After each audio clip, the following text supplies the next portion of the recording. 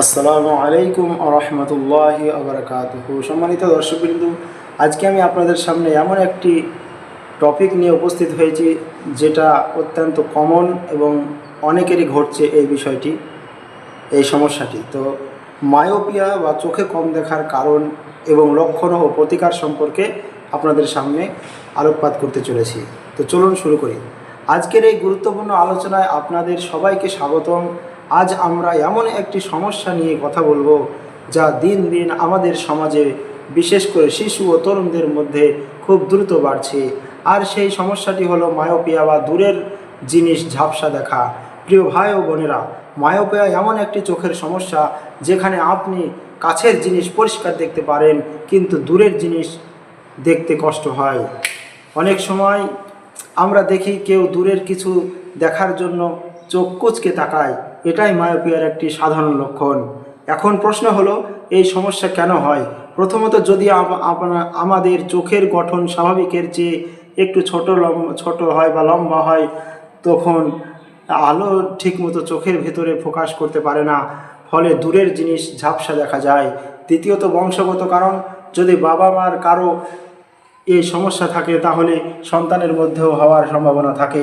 তৃতীয়ত, বর্তমানে সবচেয়ে বড় কারণ অতিরিক্ত মোবাইল, কম্পিউটার এবং বই খুব কাছ থেকে দীর্ঘ সময় ব্যবহার করা। আমরা অনেকেই ঘন্টার পর ঘন্টা মোবাইল স্ক্রিনে তাকিয়ে থাকি, যা আমাদের চোখের জন্য খুবই ক্ষতিকর। চতুর্থত, বাইরে কম সময় কাটানো। আজকাল আমরা প্রাকৃতিক আলো থেকে দূরে সরে যাচ্ছি, যা চোখের স্বাভাবিক বিকাশে বাধা সৃষ্টি করে। প্রিয় দর্শকবৃন্দ, এখন আসুন জেনে নিই এই সমস্যা থেকে বাঁচার উপায় কি। প্রথমত, একটি গুরুত্বপূর্ণ নিয়ম মনে রাখুন, 20-20 নিয়ম, অর্থাৎ প্রতি 20 মিনিট পর 20 সেকেন্ডের জন্য 20 ফুট দূরে তাকান। এতে চোখের চাপ কমে যায়।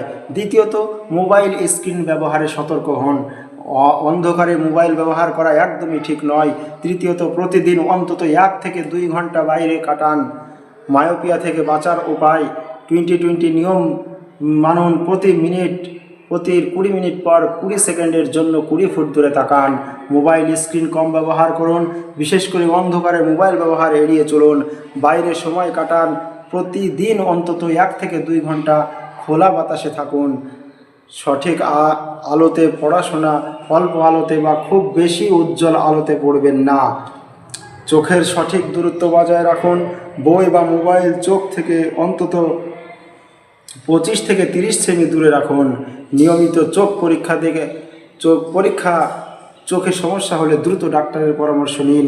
চিকিৎসা, চশমা, কন্ট্যাক্ট লেন্স, লেজার সার্জারি প্রয়োজনে। সূর্যের আলো আমাদের চোখের জন্য খুব উপকারী।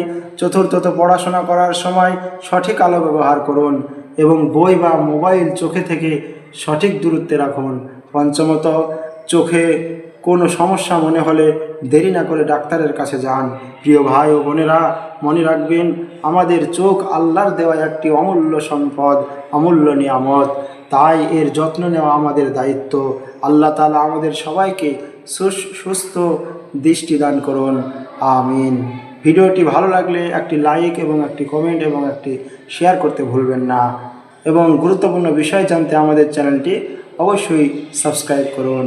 আসসালামু আলাইকুম ওয়া রাহমাতুল্লাহি ওয়া বারাকাতুহু।